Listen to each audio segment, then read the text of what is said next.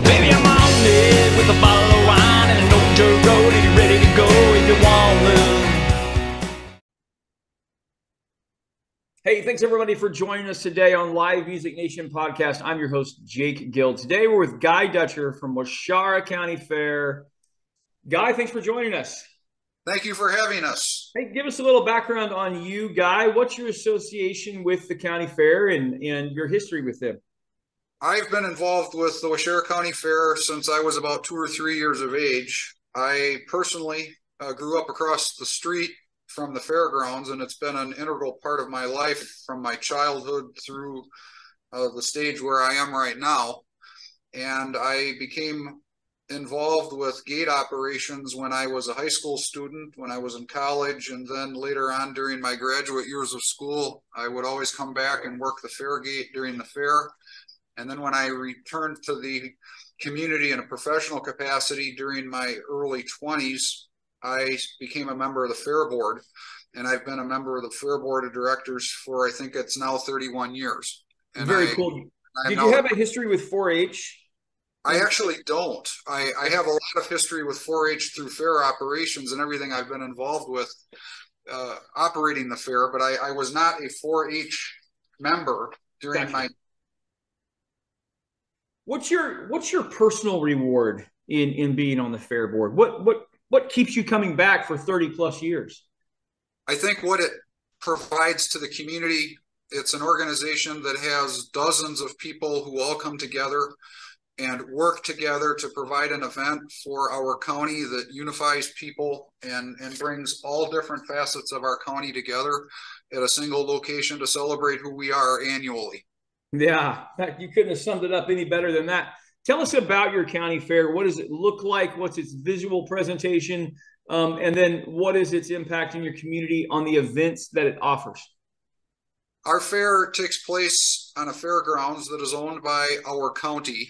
We lease the grounds from the county. Our association operates as an independent nonprofit whose sole responsibility is to facilitate, promote, and advance the fair. We have a wonderful fairgrounds, especially for a county our size and within our locale.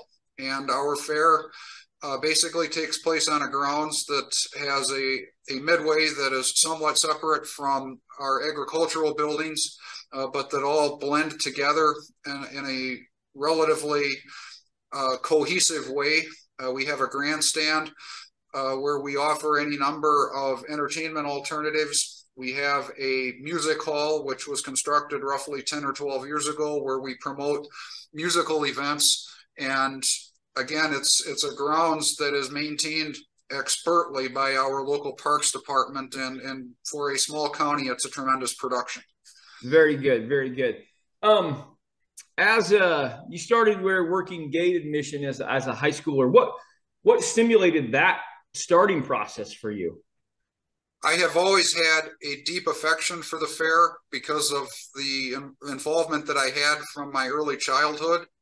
But what allowed me to become involved with gate operations was that the local Rotary Club runs the gate. My father was a Rotarian and needed help with any number of different facets of running the gate, and I became involved from that early point in my life.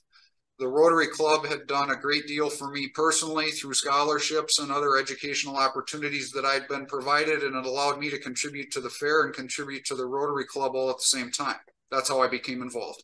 Gotcha. Now, you guys also have the strong agricultural and 4-H, and all your participants are able to qualify for state fair as well? Yes. Okay. All right. And then you offer not only the agricultural and livestock side, do you also have the fine arts side and cooking and horticulture and things like that? Yes, we have an entire building that's devoted to, I guess, what you would call family living. Okay. We have an entirely separate agricultural building that is non-livestock related, and we have 3 livestock buildings as well. So, and then we have a commercial building that is devoted to our principally commercial exhibitors who also exhibit at other locations on the fairgrounds. And then we have a youth or 4-H building. Oh, very cool. Very cool. Guy, what are some of the highlights for you over the past 30 years? Are there a couple of events or a couple of circumstances that really stand out that you as a board member take pride in? I think that on an ongoing basis, what I take the most pride in is seeing young people who devote themselves to projects, devote themselves to the 4-H cause and to what it is it offers, who move through our program, come to the fair initially as Clover Buds and graduate as high school or as a college freshman, and to see them garner the rewards with life skills and with an appreciation for what it is our county has to offer and what our fair as a representation of our county has to offer. And there have been a number of occasions where those young people, now young adults, have approached me and have just thanked me as a person who's involved with this cause for what has been contributed to their own development and well-being. And to often see those same young people now return in their 30s or early 40s expressing the same sentiments. That has been incredibly rewarding for me personally. Yeah, that's fantastic. That's fantastic. Okay, Guy, thanks for your time today. A couple of fun questions. I'm a live music guy. I'm an entertainer, a performer. I have to know these two things. Number one, first question would be, what is the best concert you've seen your entire life? In my entire life or at the fair? Nope, in your entire life, anywhere. Probably REO Speedwagon at Milwaukee County Stadium during my junior year of high school. Oh, man, I can't imagine. You know, we get to see some of these acts tour still and different components. Some of the musicians are the same, but to see the original in their prime, in the moment, that would have been fantastic. I can't imagine that one. Okay, so the last question would be this. If you could bring anybody to your county fair, dead or alive, money is no issue, who would you bring?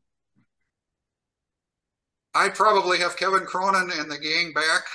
There you go. You're a diehard. I love that. I have always been an REO Speedwagon fan ever since I was in high school, and I have seen them probably 15 or 20 times. And if personally, who would I love to see play our fair? It would be REO Speedwagon, but that's just my personal touch. No, that's exactly what we wanted. Yeah, absolutely. Gives us great insight into you, Guy. Guy Dutcher, thank you so much for sharing a little bit about Waushara County Fair and what you guys have to offer there in Wisconsin. Thank you so much for your time.